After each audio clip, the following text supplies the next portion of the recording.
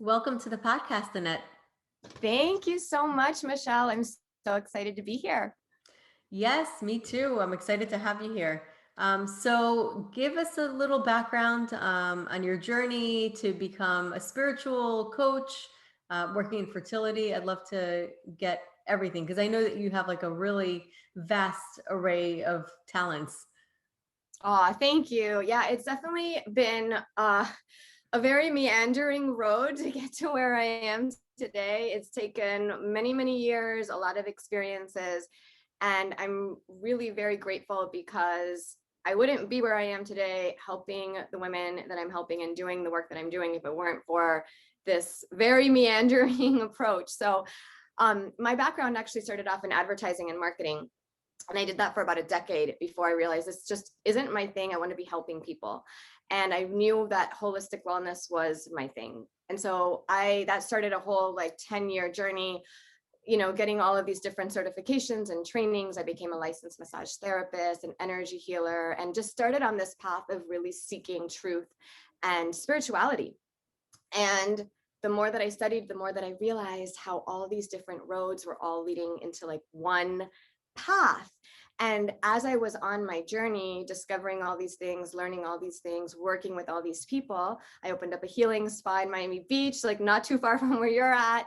That was a few years ago. And so as I was working with all these people, doing all these different modalities, I would pick up on all of the areas that had to do with women's health, having babies, what to do while you're pregnant, the postpartum time, which is very important. And I realized what a gift it is to be able to bring your child into the world with consciousness and in a high vibration, which most of us who live in a regular, like mainstream modern lifestyle are not in a high vibration. We are sucked down into like the muddies of the world, the muddled world, like everything's like, lower vibration. And so maintaining this high vibration is so important for everything that has to do with bringing about your baby, especially when you're working on conception and talking about conception. So that's what brought me to the work that I'm doing today, is that there's so much that we can do to empower ourselves and to bring about the family that we want in a very high vibration way. Yeah, and it sounds like what you're saying is instead of being reactive to like what we're given in the world and kind of just working on whatever the vibration the world gives us, being proactive and kind of going within ourselves to improve, to really be our potential. Yeah, absolutely. Absolutely.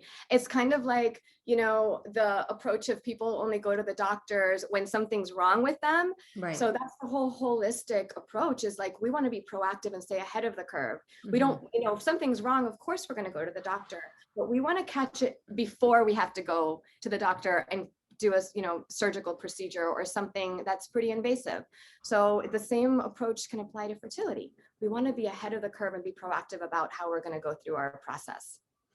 Yeah, it sounds, I mean, it's something that definitely people may not realize. It's kind of like not the routine or the first thing that people think about when going through it. But yeah, I've heard so many times when people go through the fertility journey, it teaches them so much. It gets them to think about their diet and what they're doing. And it really, in some senses, sometimes eventually the world will give you a wake up call to think about. Basically, have you been giving your body enough attention? Have you been really feeding your own energy spiritually? Absolutely. Absolutely. And so, what are the different modalities that you approach working with women? Well, so I actually use sounding as a technique, and that is integral to everything that I do, because so manifestation and its pure form is one of the things that I work with. So it's about universal laws and bringing the laws of the universe into your fertility journey. And I help women bring that into their being, into their lives, so that they are embodying the laws that actually are positive and creating the forces that they want in their life. And so one of the principles that I use is the power of the spoken word. Mhm. And this is key to manifesting what we want in our life. And so using our words as a tool for creation can be so, so, so powerful. And that's what I teach. That's, at the heart of a lot of my classes, and women who go through my programs learn this, and they learn how to use the word to create. So using the word for creation, which is what we're doing. We're bringing about life. And, if you look back at even in the Bible, I mean, in the Gospel of St. John, it says, in the beginning was the Word. So Right. it was the Word that created the entire universe. Yeah.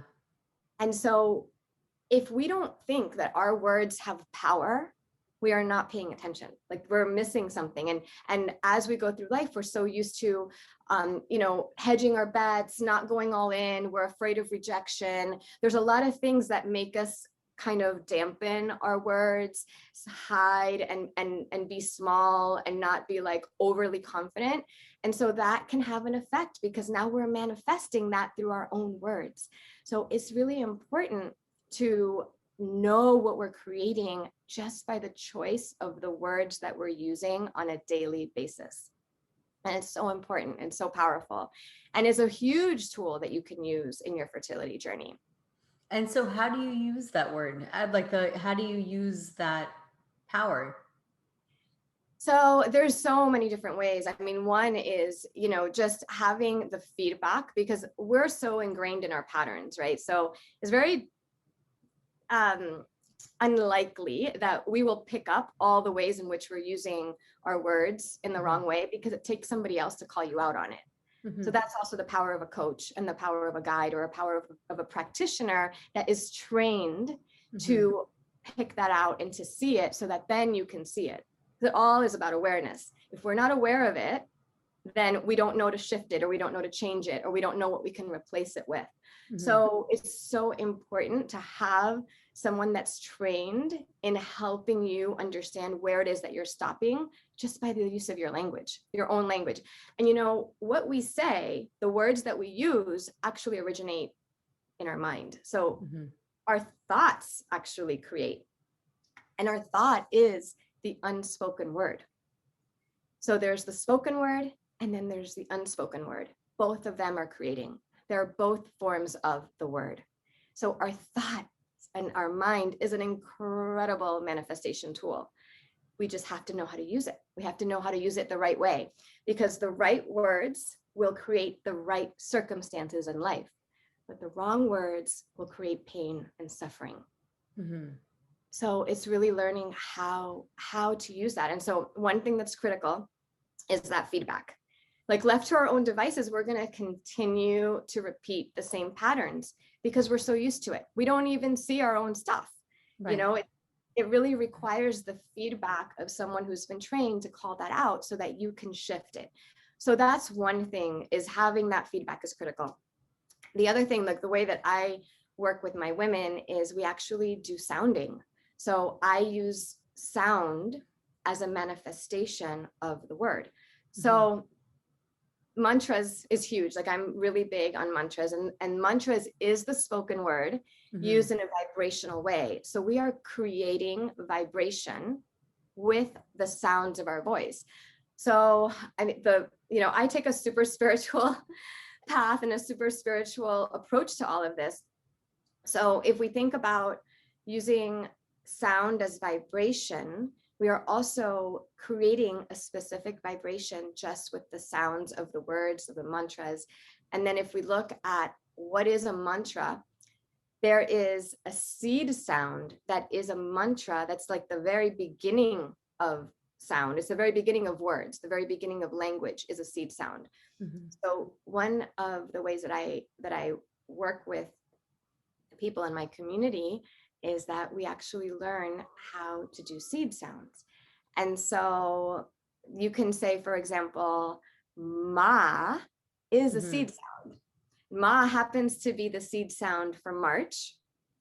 And as we move into April, ra is the Mhm. seed sound for April. So we do sounding, and if you like, we can go through a seed sound together if you want at the end, and we can I can show you what that sounds like, because it's all about creating the vibration. As a body worker, massage therapist, energy healer, yoga practitioner, meditation instructor, I am super experiential. There's one thing about rationally thinking about something and knowing what to do and being aware and all of that stuff. But the other thing is really feeling it and bringing it into your body. So Right. once you do an exercise, it's an experiential experience. You will feel differently afterwards. And that's all part of creating this vibration. So you have to work at it at the level of the mind and our thought patterns, but we also want to bring ourselves into a new state of being. And that's experiential. You've got to Right. feel it. You've got to be in a new state. And so it all works hand in hand to make that happen and to bring that new reality into being. So I work a lot with manifestation, and I work with vibration, and I work with sounds, and using our body as an instrument for healing and our body as a vehicle for healing, including our vocal cords and how we are speaking. And so, just for people who haven't heard about it, so seed mantras are really based in Sanskrit. Sanskrit. Yeah, so seed sounds are the primordial sounds of the universe. So Hmm. it's like ra, ma, om is a seed Hmm. sound. And there's many, different seed sounds for different months of the year, for the different chakras, there's different seed sounds. So based on what lineage you're looking at, it varies based on how, what you want to apply it to.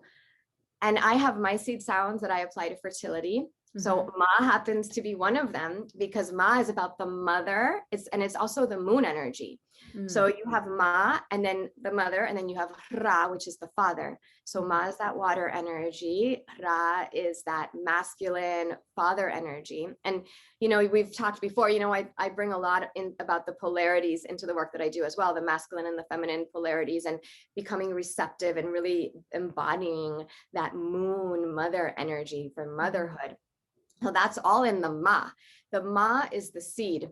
So as Universal Kabbalists, so I'm going to bring in the Kabbalah part of it. As Universal Kabbalists, we know that all the power is in the beginning.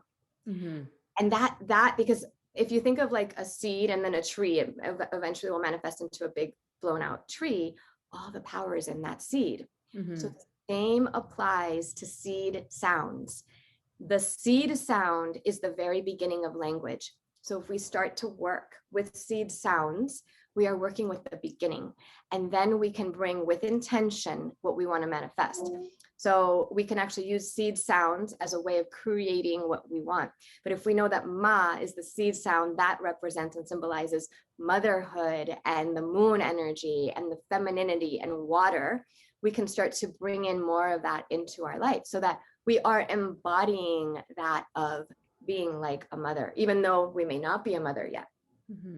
We become like the mother, and then eventually we are the mother, because everything that you create in the energetic state eventually comes to pass in the physical form. It first begins vibrationally in the energetic space, and then it comes into physical reality, into the physical form. And it is law. Like Hmm.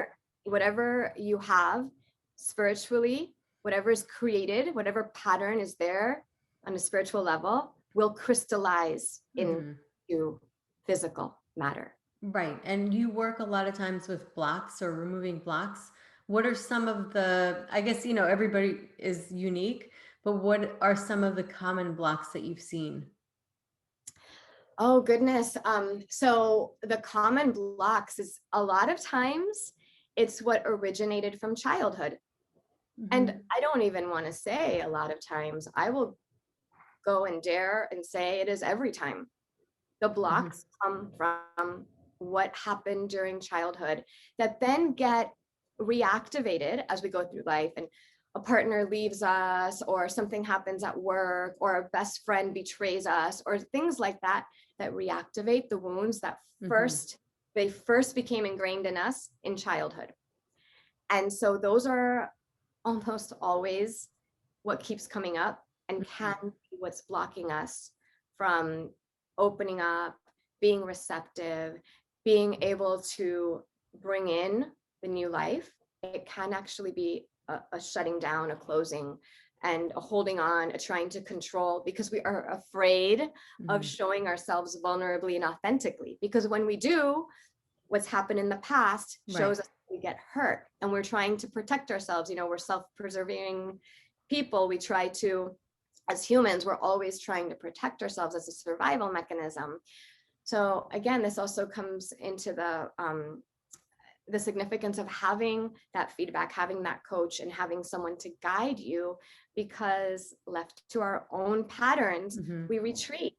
We Right. let those walls come up. And then if you're in a relationship where you've got this kind of dynamic happening where both people have their walls up, there's no real like receptivity and love and authenticity. And it's all about preventing ourselves from getting hurt, which is fear-based. Mhm. You're not creating what we could be creating, and you're not Right. leading love and authenticity. And so a lot of this work is very simple. It's just about that.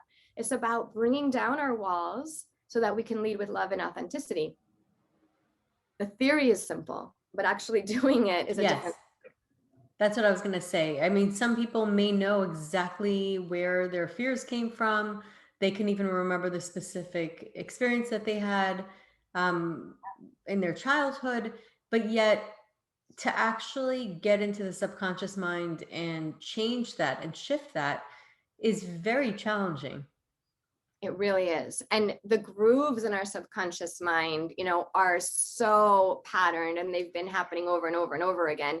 And that's why it's almost like a leap of faith you have to take. You have Mhm. to believe more in the possibilities of the future that's uncertain. So you have to believe more in the uncertainty Mhm. than you do in what has shown up in Right. the So, like, your past doesn't predict your future. exactly. And it's so difficult to do. It's so Because difficult. it proves itself to predict the future a lot of times because subconsciously we believe that to be reality. We've accepted it, we've identified with it. So therefore, we're going to repeat it. And that, in a weird way, feels more safe because you know what's coming. It's kind of a strange relationship. It's like a love hate.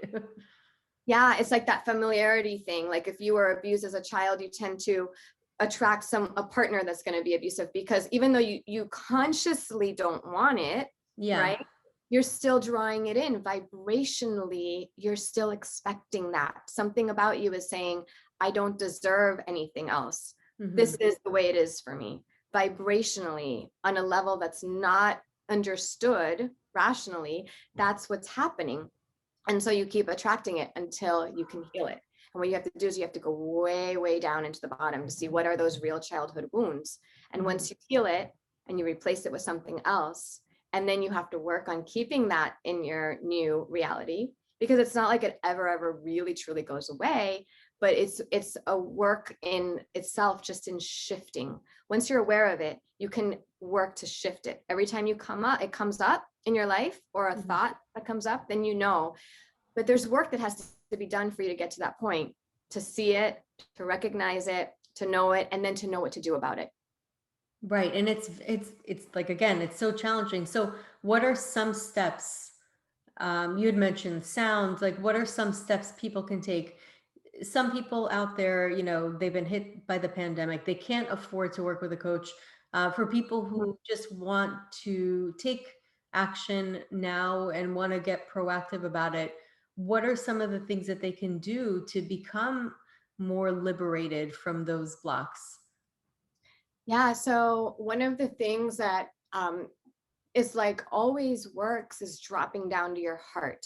Hmm. So if you can think of anywhere that you can take a class, any type of yoga class, any type of meditation that you can find that's going to bring you down into your heart. So Hmm. you look at, YouTube, and, there's tons of resources, tons of people, wonderful people doing all kinds of work in this area. So we want to open up the heart. And I mean, I know it sounds like a little cliche, like self-love and opening the heart, but it is really true. It really does work, Hmm.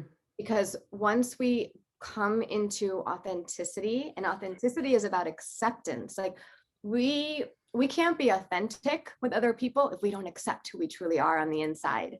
You know, Yeah. if we're coming, trying to prove a point or come across a certain way, like looking good is a really big deal. But at the Hmm. base, at the root of looking good, trying to look good to other people or pleasing others, at the root of it is a disbelief in oneself or a belief that you're not good enough. So that's why it's always important to look good in front of other people, Right. So right? it's like a symptom. Yeah. And like to be perceived as, you know, always doing the right thing or looking good to others. You don't want to look bad. You don't want to push people too much because they may not like you.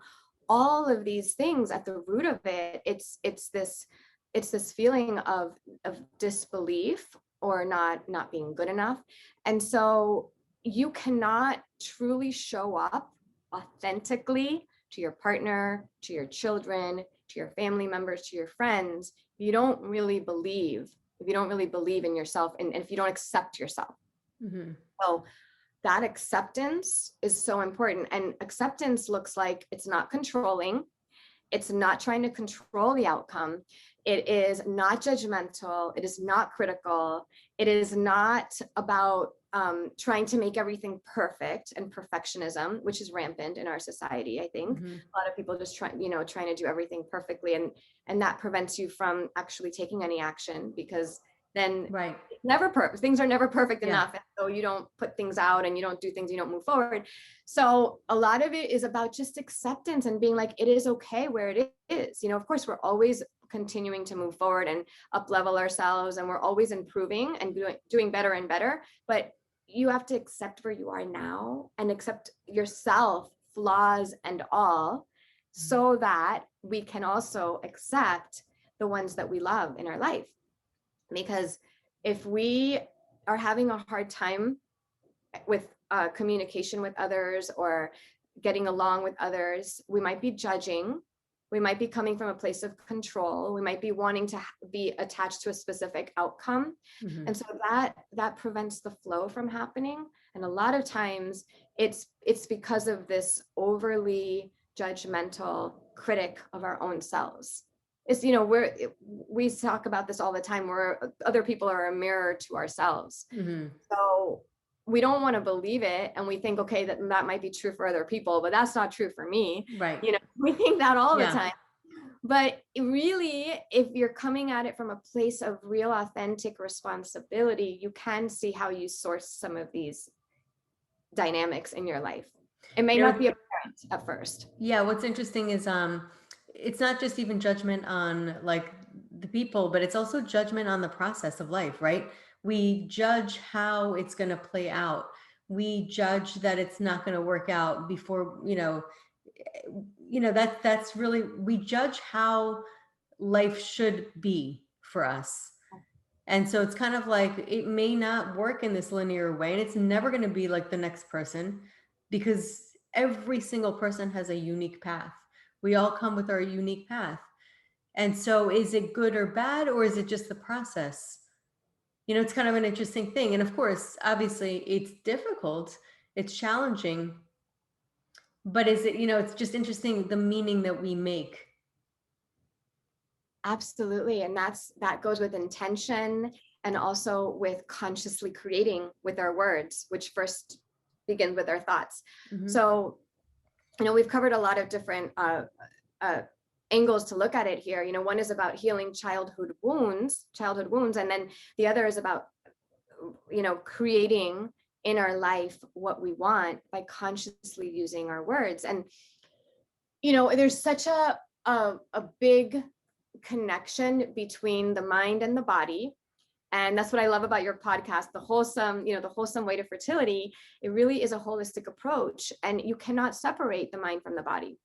And so I know that's a lot about what we're talking about here. And if we think about our thoughts and how our body actually manifests what we believe and what we're thinking, it's crucial. It is like so important to get our thoughts on right, because we will be manifesting what we believe. And it is just so important. Impure thoughts will actually create impure blood. And when our blood is not pure, and when there's things happening there, it's going to manifest physically. Mhm. As an Ayurvedic, even, as an Ayurvedic practitioner, we know that that manifests in our skin, Mhm. right? Yeah. So when we don't have clear blood, people who have like acne and things like that, that's a result of a lot of anger. It can be a result of anger. So what is anger? It's an emotion. Where does the Mhm. emotion begin with? It Right. begins with thoughts that then led to the feeling of anger. And now it's in our blood. And then Mhm. that's creating the impurities that we see in our skin. You know, it's And so it's interesting that you're saying that because I just had Bruce Lipton on, who's just amazing, but he oh, talks about that. fabulous. So many things that you're talking about make me think about it. You know, the fact that we're talking about our childhood up to 7 years old, we're like walking hypnosis like experiments. We're basically getting hypnotized. And then also, and so that kind of stays within our minds and our subconscious mind. And then also, he said, like, you know, he looks at petri dishes and what's our internal petri dish is our blood, and our blood responds to our emotions. Does it have stress hormones, or does it have things like oxytocin, which is love hormones? And you know, so it's kind of an interesting thing. It's completely Yeah. correlating with that. Yeah. Well, and this is why I love mantra so much, because mantra can change our physical body. With Hmm. mantra, we actually activate the parasympathetic nervous system. We actually affect the glandular system with mantras, and it cleans the blood. It just Right. has a thing where it positively affects our endocrine system. So our hormones are becoming more balanced in a positive way, where Hmm. we can actually activate oxytocin with the Hmm. mantras. Right. So the vibration, the actual vibration that we're feeling within ourselves, because we're sounding it. What's interesting is you said the mind and the body are the same, and what's connecting it, the throat, the voice. Yes, absolutely.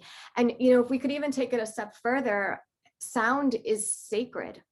Like if you think of sound, it's not, you can't see it, right? Like I'm speaking, you cannot see sound. Yet Hmm. in the physical world, we can definitely hear it and Hmm. you can feel it. You Yeah. can feel sound. And so it's a spiritual tool that is a bridge between the spiritual world and the physical world. That's what Mm. sound is to me. And Yeah. so I use sound as that bridge. We can actually go from the gross, like the where we live, the physical reality, into the subtle with the use of sound. Sound can take you from darkness to light, Hmm. from duality to divinity to unity.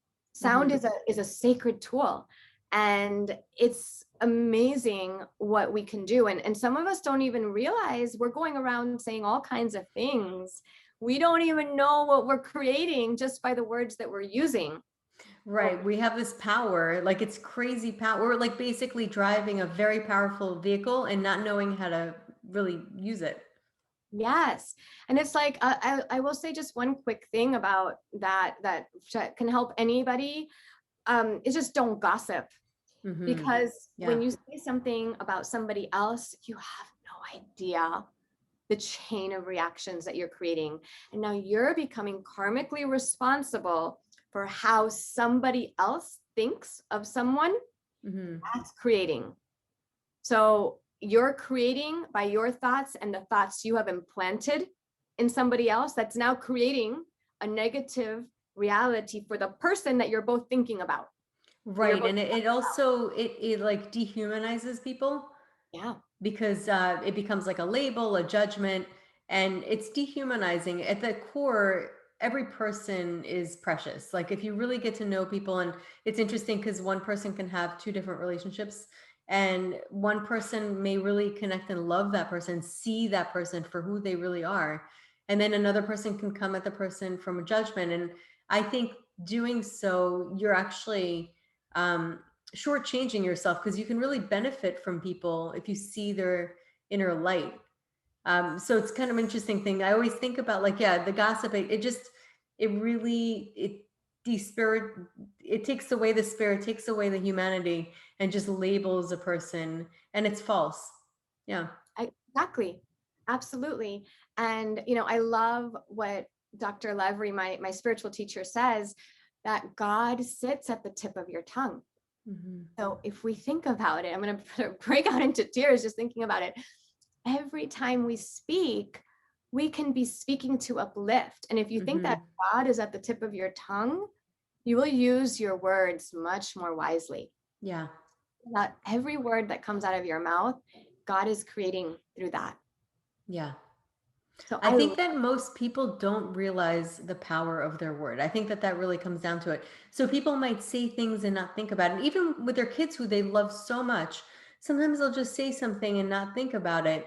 And it's not that they're trying to hurt, but they just don't think that their voice or words have that much power. But yet the child is so impacted by their words. I think that really comes down to that. It comes down to not realizing just how powerful we really are.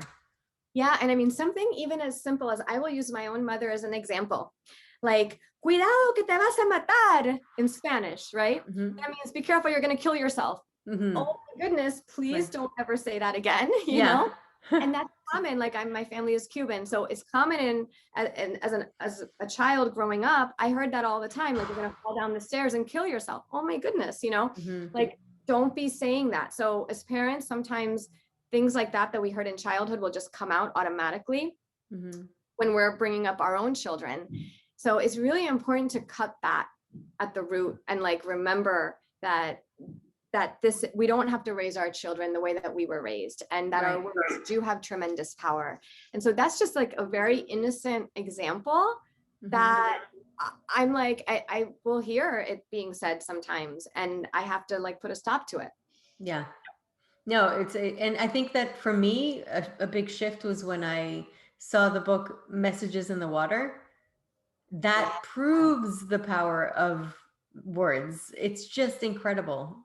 It changes physical matter on a Yeah. cellular level. You can see how the vibration is creating harmonious patterns in the water Mhm. versus, you know, patterns that are not synchronized, that are scattered and all over the place. There is a harmony with the harmonious sounds, and with certain sounds like love Mhm. creates harmony, creates a pattern of harmony.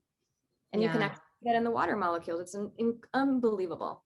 It really is unbelievable. So yeah, everybody has to look into that. You can actually find it online. You don't even need to get the book, but I recommend getting the book. And there's a video on it as well. It's Messages in the Water. I'm not going to pretend to know the name of the author, but it's Messages in the Water. If you Google that, you'll find it. It's absolutely incredible. All these crystals. It's a scientist that looked at different vials of water that were given different words, and yeah, it's incredible, but like the crystals really reacted. The crystals, when they froze the water, were just amazing interpretations or reflections of the words, and you'll see they appropriately shifted depending on the words.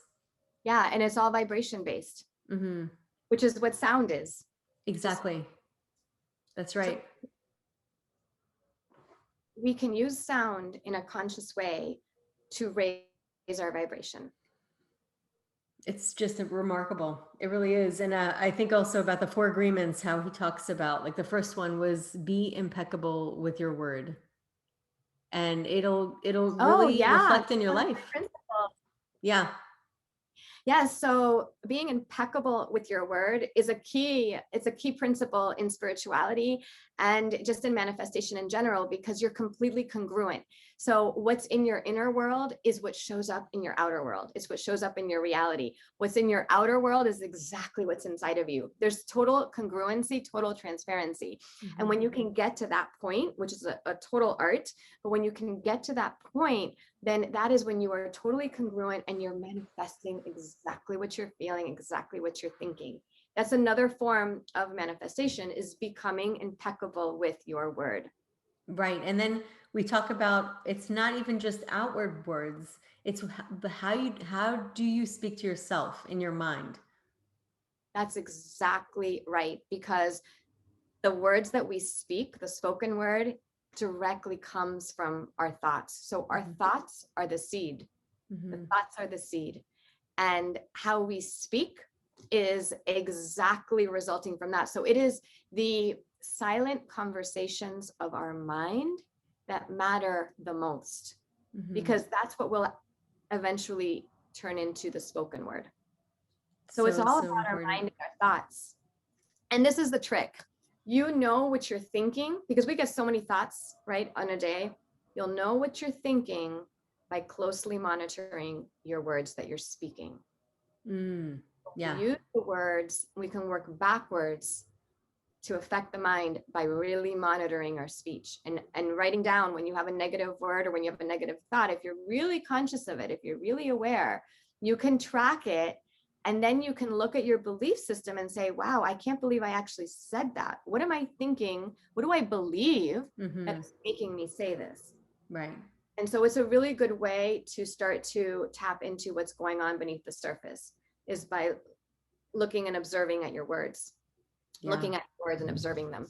So not everyone will do this. It takes work, it takes patience, it takes practice. But that is, if you want to become a manifester of great things in your life, that's what it takes. You've got to be diligent. Like, you've got to be on it. You can't say, okay, well, I didn't really mean that. Like, no, your words are creating. Yeah, absolutely. Well, this was so inspiring, and it's these little reminders. I think that on some level we know, and then when we hear it, it really gets us to put our attention towards it and really start to become aware of how those things are impacting our own lives. So, for people who want to reach out and find you, how can they find you? So you can go to my website, which is AnnetteFigueredo.com. So on YouTube, the same channel, Annette Figueredo. You just look me up on YouTube with my first and last name. I've got a podcast as well that it's like I haven't really done too much with it, just because there's so much going on, as you know. But I have a podcast that you can find through there as well. It's a little bitty one that will grow with time. And it's about a lot of wisdom that I'm imparting and teaching and things like that. You can find there. But my website will have the links to everything. Fantastic. AnnetteFigueredo.com. Awesome. I'll have all the links anyway on the episode notes. Your website, which leads to everything else, correct? Yes. Awesome. And Michelle, I'd love to leave with one seed sound, because I know, as traditional Chinese medicine is in the work and the women that you see physically, there is a seed sound that is actually really good for the kidneys. Which are good for And reproductive energy. kidneys are so important, right, for fertility. And it's, having strong adrenal glands and making sure that we're not stressed out, that's actually very important. And so there is one seed sound that I'd love to share, because I think that your listeners and your personal clients will really love it. And it's something that you can work with and that they can work with to strengthen their kidneys. Love it. So the seed sound is K, and it's spelled Khei. And when we do a seed sound, we do it in like 3 different parts. So you really enunciate. So it's like K. So the 3 parts would be the K, the E, and the E. So you think of it like in those three parts. And so I can just do a demonstration of it. When we do seed sounds, we do it 3 times, no more than 11 times in one sitting.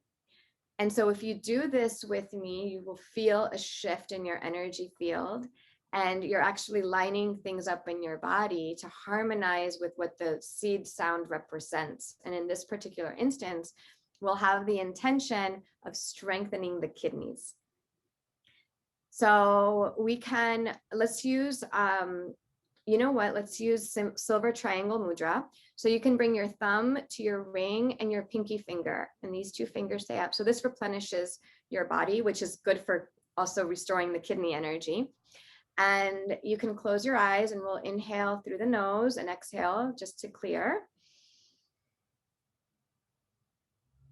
And then I will do it once with an inhale through the nose.